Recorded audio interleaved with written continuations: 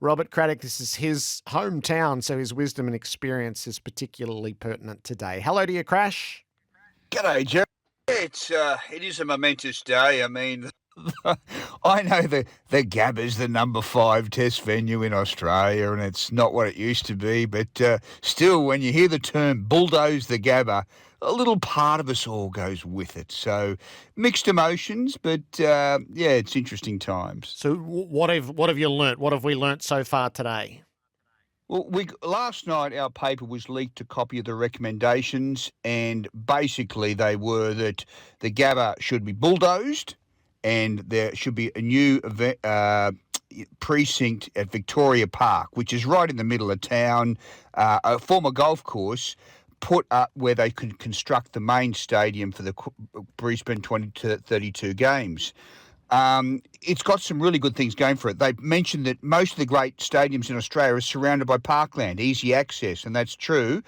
And they did this withering, and I read every word of it, 3,500-word report on what's wrong with the Gabba. And they said basically the air conditioning stuff, the electricals don't work, there's no access on the ground, people struggle to get into it, there's no chance of expanding the ground. There was about 35 things. It was the most, it was like listening to going to the divorce court and someone says, what do you generally think of your partner? And they just opened up. So that was Graham Quirk on the Gabba. And so... But we hear as recently as a couple of hours ago, Labor were debating, do we support this? Do we support the demolition of the Gabba? And that's how sensitive it's got. It's going to Parliament today. The Gabba has few friends because there's an election coming up in October and the Gabba is political poison. When you say, let's redevelop the Gabba, you will lose the election if you say those words because the public... So maybe it's got to go. Maybe it's got to go, but it is a matter of great debate. I know it wasn't Labor's first choice to just knock the Gabba down and move to Victoria Park, but they're discussing it as we speak. So it will cost more to build Victoria Park, the precinct there, than it would have to rebuild the Gabba, but is the sense that it is money better spent? Absolutely. Very well put, Gerard. That's the thing. Labor is scratching its head going, gosh, we can't afford to spend any more money. Goodness me. And that's why the Victoria Park precinct, for all the recommendations that were handed down by Graham Quirk last night, the former Lord Mayor, and it was a very considered report. He was very persuasive about why they should go to Victoria Park. But that's the thing. It costs more. And we're told time and time again by the AOC, watch your pennies. We don't want another Montreal where you're paying it off 25 years later. We don't want to send a city broke. So there's a lot of balls in the air. And Brisbane is a small city. It hasn't got deeper pockets as Melbourne or Sydney. And these are very, very challenging times. And so for the first time, I must admit, I question whether Brisbane can pull off these games. But then I'm reminded... I go back in time and every game had a crisis, Gerard, didn't it? Yep. Remember? Athens, they were never going to get the venues built, and it was true. When the guys had landed in the Olympic Village, they could smell paint. That's how close it was. Beijing was the smog. London was the traffic. Rio was the crime. And this is all beforehand in the build-up. Yet they all got there. They all got... the games all got through. So it's not a games without a crisis, but this is serious stuff. There's big decisions to make. It's been a much earlier crisis than we're typically used to. So crystal ball for me, Crash, is so you know the town well and you know the attitudes well. If you're running your eye toward 2032, do you think we're at Victoria Park? I think it's a slight favourite because that's what Graham Quirk has recommended. But here's the thing. I think Labor 2 days ago were going to go in and say, no, we don't back this. We want the Gabba to stay. But they've since lost a by-election on the weekend, and they're all a bit doughy from that. Have they got the fibre to take this on today. And I'm talking the next hour, Yeah. and so it's right on the precipice, Gerard. It could honestly go either way. And people who I'm ringing up just half an hour ago, politicians right in the middle of it, they said to me, "What are you thinking?" And I said, "I rang you to ask you the same question because they're still not sure." So that's the indecision. If you said, what's the good part about it? The good part, Brisbane was given the games early. They were given the games early, 3 years early. So most cities get only 7 years. Brisbane hasn't hit the 7-year mark. But Labor, at the end of last year, they had a conference at South Bank where they got builders and developers there and said, let's redevelop the Gabba. And at Paris, they were going to unveil that plan, Gerard. They were going to, when everyone was thinking Olympics, they was going to say, here's your Gabba plan, folks, we're working on it. And that sort of will now be vanished if the Gabba gets knocked down. If they build the main stadium at Victoria Park, that would be the future home for the Brisbane Lions and for Test match cricket? Yeah, it would. It's very central. It's got 3 train stations near it, but they're all a 20-minute walk. No nightlife whatsoever. No bars around it, nothing. So it's pretty sort of virgin territory, but it is very, very central. And it's just around the corner from the Brisbane Exhibition Ground where Sir Donald Bradman famously made his Test debut. So if you're talking legacy projects, it would work well. The report on the Gabba, they said, this ground has got until about 2028 and then it is done. And remember, Gerard, you and I were at the ground a couple of years ago when Nathan Lyon, remember this, was on 399 Test wickets. And the electricity at the ground was so bad, there was a blowout, and all of the television coverage went down. So, fortunately, for 20 minutes, while there was a blackout, nothing happened. The score advanced by about 6 runs. But they could have missed Nathan Lyon's 400th Test wicket. He was 399 and bowling, and I thought, oh, please, no, don't. Let's just not have that as the invisible milestone. It nearly was. It was just pandemonium. And then we had the blackout in the game between the Brisbane Lions and Melbourne. You're no apologist for the Gabba crash, but I'll just take you back to your first thought is the day they run the bulldozers through, will you hold a vigil? Will you be a bit sad to see it go if that's the way that things head? Both. But you've got to be a realist, Gerard. And I've said for a long time, it's the worst ground in Australia to get to. It is clearly the number 5 Test venue in Australia in cricket. It's a very average ground, and I don't overly rate it. But you know what? You say that about that car you trade in too, don't you? There's lovely memories. It hosted the Tide Test. It was a fortress for Australia for 3 decades, and then Shamar Joseph, as recently as 2 months ago, gave us unforgettable memories. And, Ian Metcalfe called for chucking at the Gabba and all those iconic photographs. If you wouldn't be human, if a little part of you didn't have affection for the venue. But she's a tired old girl. I do get it. They've either got to redevelop her in some way, or if they do, or knock her down and go to Vic Park. The one thing I will say is this.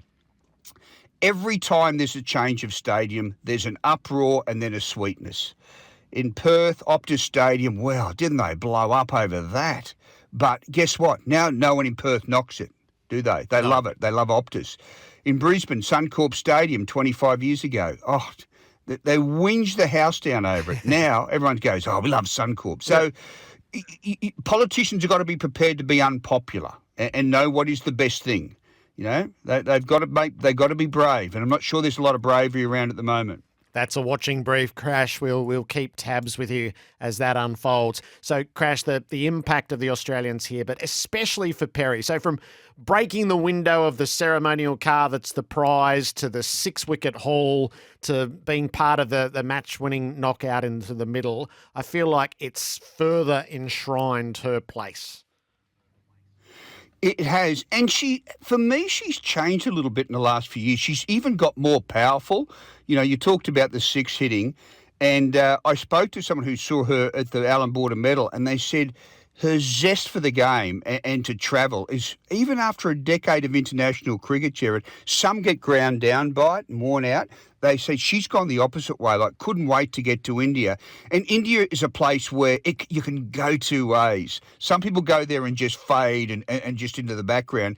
And other people, the big occasion lifts her. And after all those years when women's cricket was just on the up and up and she was leaving school and the crowds were modest, she, as much as anyone, is just celebrating. I mean, we heard that roar, didn't we? Through the, they're packed houses. It's been a major success, that tournament, and it is lifting her, and it's great to see. Have you got a mind for where she sits in the all-time scheme of things?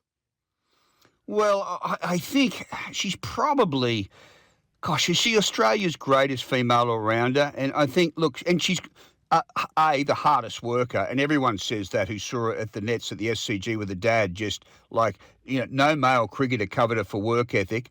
But I just think, I think she's the pioneer she was the first poster on the wall, wasn't she? When women's cricket was exploding to a new level about 5 or, even a decade ago, Ellyse Perry was the poster they wanted on the wall, even probably ahead of Meg Lanning. But yeah, our greatest female all-rounder, I feel, and I just think that is playing as well as ever. Thursday, the men play the Sheffield Shield final. Matty Wade is going to retire at the end of it, so he's there for Tasmania as they take on Western Australia. What a weird finish to the Shield season it was, where Western Australia came from back to eclipse everyone and host. Tasmania seemed to make a mess of that. There's a few storylines tied into all of it. Oh, yeah, and haven't they won some titles, Western Australia? Yeah. Would it be about 8 in the last 4 years or so?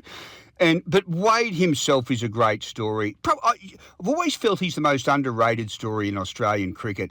He's a gnarled little scrapper, isn't he? And not the sort of guy that, we mentioned the poster on the wall, like not a lot of kids would sort of say, I wanted to be Matt Wade. But you think he had testicular cancer as a young lad. He was dumped as a test keeper. He said, I am not giving up my test match dream and I will be back there as a batsman. And he practiced and he practiced. And there was a period where all the bowlers said it. He was the hardest guy to get out in the nets. And he was, he was the last batsman you thought of, but he was batting beautifully and had a nice little test record as a batsman. And it's just his longevity, Gerard, was it's been a heck of a career. He's made money. He's still in the IPL, so... Yeah, a very underestimated career. The kid who, from Lauderdale, a couple of blocks away from Tim Payne, they were raised, they played backyard cricket together. And we're never, I don't think, the closest of mates for all that.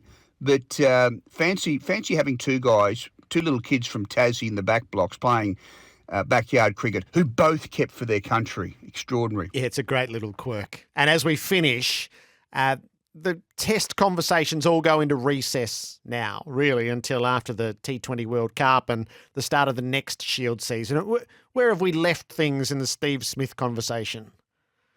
Great question, and with a question mark, really. If you want a tip, I'll tip that he will start next season as an opening batsman. They'll push it through against India, and that could be his last series.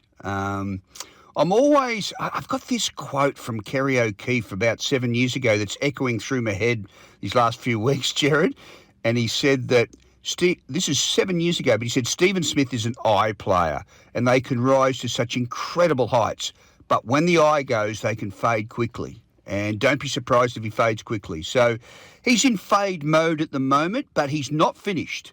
I thought your argument, but I tell you what I don't think will happen, Gerard. I don't think he's going back down the order. I think his next stop's retirement. He will push this one through the opening batsman.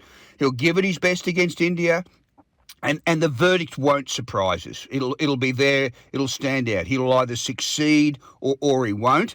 But the time is coming for the national selectors, who have been very, very buddy-buddy with the players, and they do a good job. They really have. But their times of reckoning the selectors is coming when they've got to make decisions on all these guys. Warner was tough enough, giving him those last two tests, but the rest of them, it's coming for about 8 or 9 of the team. So They've got some thinking to do, these fascinating couple of summers. India, then England. Can't wait. No, can't wait indeed. Crash, terrific. I'll let you get back to ringing those politicians, seeing if you can help them find a bit of backbone when it comes to sport. Let's get into it, Gerard. Major decision, isn't it? Like, you go out to lunch, we've got a Gabba, you may come back and it's boom, the bulldozers have started. Oh, I'm shaking, Gerard. See you soon, mate. The Bye. wisdom and experience of Robert Craddock on a really big day in his town there in Brisbane, with implications right across the sporting landscape.